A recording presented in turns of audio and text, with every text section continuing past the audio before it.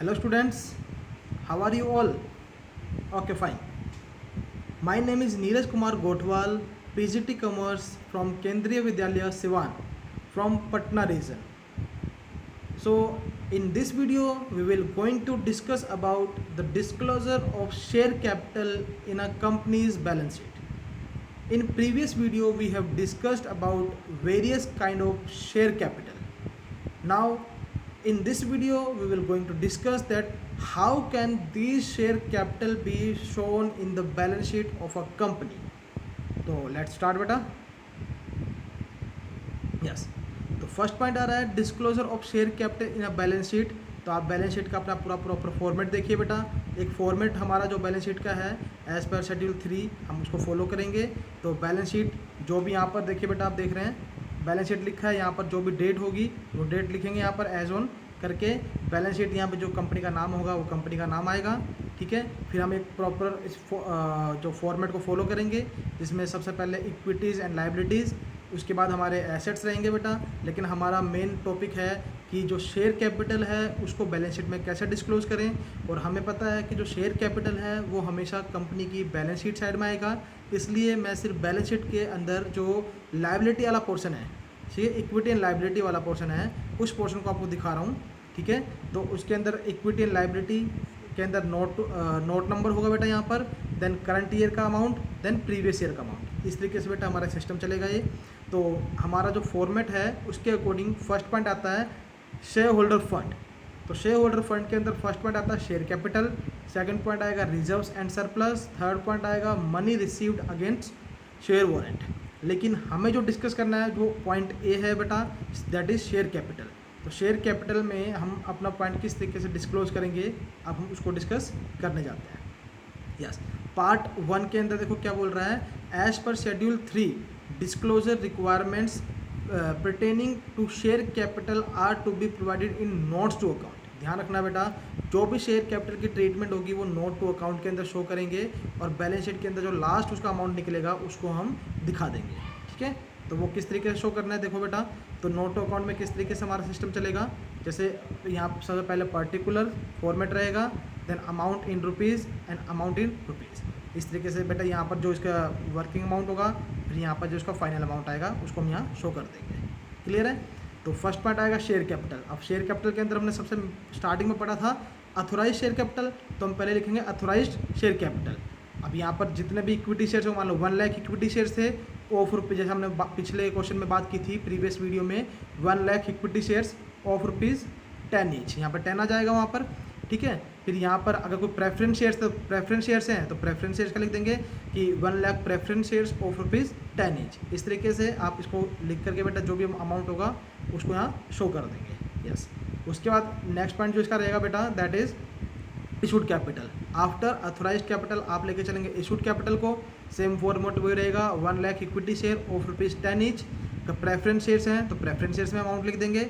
उसके बाद आप सब्सक्राइब कैपिटल को शो करेंगे यहाँ पर कि सब्सक्राइब कैपिटल में भी सेम वही फॉर्मेट हम फॉलो करेंगे कि 1 lakh equity shares of rupees 10 each. अगर प्रेफरेंस शेयर्स है तो 1 lakh preference shares of rupees 10 each. इस तरीके से सिस्टम हमारा चलता रहेगा. उसके बाद हम नेक्स्ट पॉइंट जो आएगा हमारा, that is cold up capital. तो कोल्ड अप कैपिटल में लिखेंगे बेटा कि 1000 शेयर थे या फिर 1 लाख शेयर थे ऑफ रुपीज़ 10 ईच था, लेकिन हमने कोल्ड अप कितना किया है, मान लो कोल्ड अप 7 रुपीज़ था, 10 रुपीज़ में से 7 रुपीज़ कंपनी ने मंगवाए हैं, तो यहाँ पर 7 आ जाएगा बेटा और यहाँ पर 10 लिख देंगे इस तरीके से. तो अब पेड अप, उसके बाद हम पेड अप कैपिटल की बात करते हैं जो कि सबसे मेन पॉइंट है, जिसको मैंने कहा था कि हमने अपनी कंपनी की बैलेंस शीट में जो मेन अमाउंट जो शो होगा वो यहाँ से शो होगा बेटा. ठीक है. तो पेड अप शेयर कैपिटल में अमाउंट किस तरीके से आएगा, पहले हम कोल्ड अप कैपिटल लिखेंगे, जितनी कोल्ड अप हमारी कैपिटल होगी उसको यहाँ लिख देंगे बेटा. उसमें से लेस कर देंगे if any calls in arrears. कोई calls in arrears by director है तो बाय डायरेक्टर, बाय अदर्स है तो बाय जनरल पब्लिक जो होगा उसका यहाँ पर नाम आ जाता है. ठीक है. तो उनका हम क्या करेंगे, लेस कर देंगे उसका जो भी कॉल्स इन एरियर्स होगा तो उसको माइनस कर देंगे. फिर उसके बाद ऐड करते हैं इसमें शेयर फॉरफिटेड, कि अगर in case company share forfeit कर लेती है, अभी ये कॉन्सेप्ट आएगा शेयर फॉरफिचर का नेक्स्ट वीडियोज़ में. इसमें क्या होगा बेटा कि अगर कोई शेयर होल्डर अपनी पेमेंट नहीं कर पा रहा है रेगुलरली, उसको एक पर्टिकुलर नोटिस भी भेजा जा चुका है कंपनी की तरफ से, still he is not paying his dues, then he share, his or her share will be forfeited by the company. तो वो हम शेयर फॉरफिट जो करेंगे उसको यहाँ पर शो कर देंगे। ठीक है, तो इस तरीके से ये अमाउंट यहाँ पर हमारा शो हो जाएगा बेटा। ठीक है, अभी ये पॉइंट चल रहा था हमारा इसके सिर्फ डिस्क्लोजर का। अब इसका हम एक बेटा एग्जाम्पल लेंगे और एग्जाम्पल के साथ हम आपको बताएंगे कि इसको किस तरीके से हमें शो करना है। हाँ जी बेटा, तो क्वेश्चन नंबर 1 देखिए, बोल रहा है on 1 April 2013 Janata limited was formed with authorised capital of ₹30 lakh divided into 30,000 shares of ₹100 each. अब देखो बेटा, यहाँ ध्यान रखना आपने, क्या बोल रहा है ये कि जिसकी ऑथराइज्ड कैपिटल है वो कितनी है, 30 लाख रुपए की है, जिसको उसने किस तरीके से डिवाइड किया है, 30,000 शेयर्स थे उसके ऑफ ₹100 ईच, मतलब एक शेयर 100 रुपये का है। The company issued share of rupees, अब देखो आगे क्या बोल रहा है, the company issued 10,000 shares at par. Company ने शेयर इशू किया एट पार 10,000 शेयर्स। ठीक है, तो कंपनी ने देखो आउट ऑफ 30,000 कंपनी ने कितने शेयर इशू कर दिए हैं, 10,000 शेयर्स इशू कर दिए हैं। अब 10,000 शेयर इशू किस तरीके से किया बेटा, वो देखो, the issue price was payable as follow. तो इशू प्राइस जो था उसको इस तरीके से पे किया गया है, जो मैंने आपको बताया था, जो कंपनी कॉल्ड अप करती है तो जैसे एप्लीकेशन पर करेगी, अलॉटमेंट पर करेगी, on first call.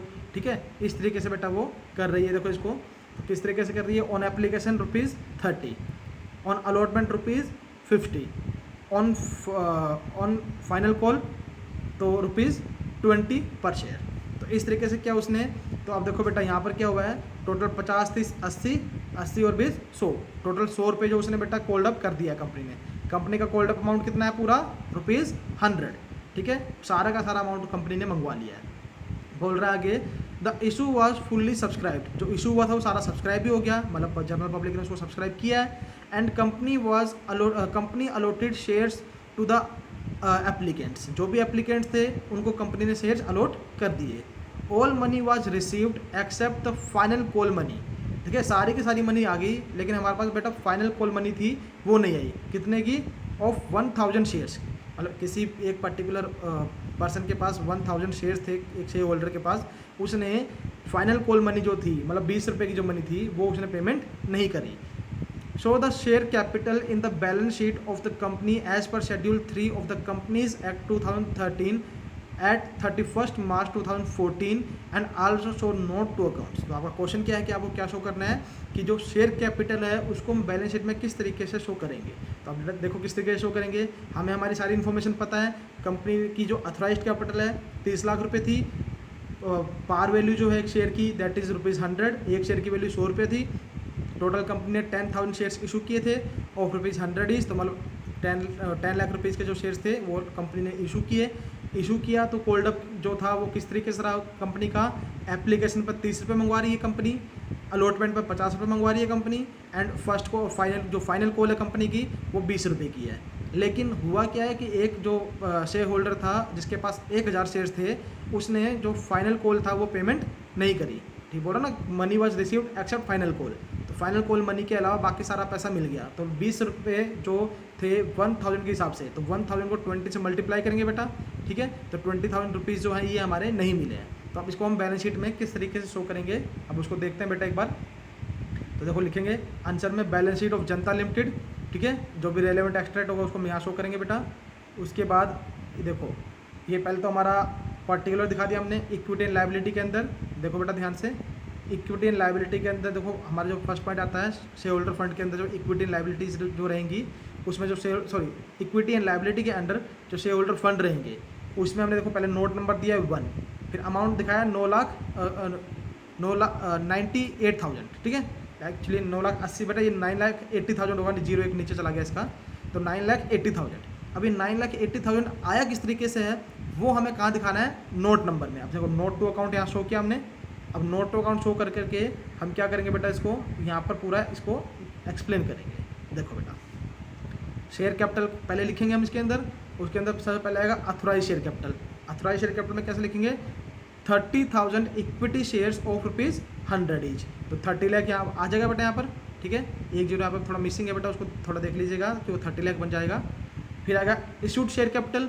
Issued share capital में क्या आएगा बेटा अपना, इशूड शेयर कैपिटल में आएगा 10,000, क्योंकि कंपनी ने 10,000 शेयर्स इशू किए हैं, तो 10,000 इक्विटी शेयर्स ऑफ ₹100 ईच। तो यहाँ पर 10 लाख रुपीज़ आएगा बेटा।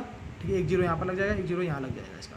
ओके, अगला बोल रहा है कि सब्सक्राइब्ड कैपिटल। अब सब्सक्राइब कैपिटल कैसे निकालनी है, तो देखना है subscribe and fully paid up, क्योंकि हमने सब्सक्राइब भी किया और फुल्ली पेड अप भी हुआ है ना। तो अब सब्सक्राइब फुल्ली पेड अप कितना हुआ है, सिर्फ 9000 शेयर्स। देखो टोटल 10,000 शेयर थे, जिसमें से एक शेयर होल्डर था जिसके 1000 शेयर्स थे जो उसने नई पेमेंट की।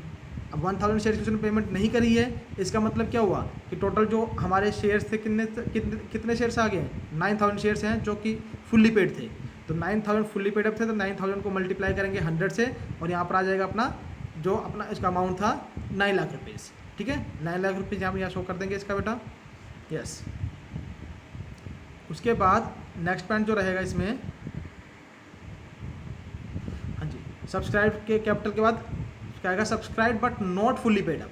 सब्सक्राइब तो किया बट फुल्ली पेड अप नहीं हुआ, तो वो कितने थे, 1000 शेयर थे, है ना। तो 1000 इक्विटी शेयर्स हमने देखा कि उनकी पेमेंट नहीं हो पाई थी फाइनल कॉल की, तो फाइनल कॉल की पेमेंट नहीं हो पाई थी। तो देखो पहले हम इसको शो कैसे करेंगे, 1 lakh equity shares of ₹100 each, तो यहाँ पर 10 लाख आ जाएगा, सॉरी हाँ 10 लाख रुपीज़ यहाँ पर आ जाएगा बेटा, 1 लाख रुपीज़ आएगा, सॉरी हाँ। तो 1 लाख रुपीज़ जो आया यहाँ पर, तो 1 लाख रुपीज़ में हमने लेस क्या किया है वो ध्यान देने वाली बात है, कॉल्स इन एरियर्स। तो ये कॉल्स इन एरियर्स कैसे निकालेंगे हम देखेंगे 1000 शेयर्स थे ऑफ ₹20 ईच, तो 1 लाख में से 1 लाख 1000 इंटू 20 करेंगे तो हमारे पास टोटल कितना आएगा 20,000।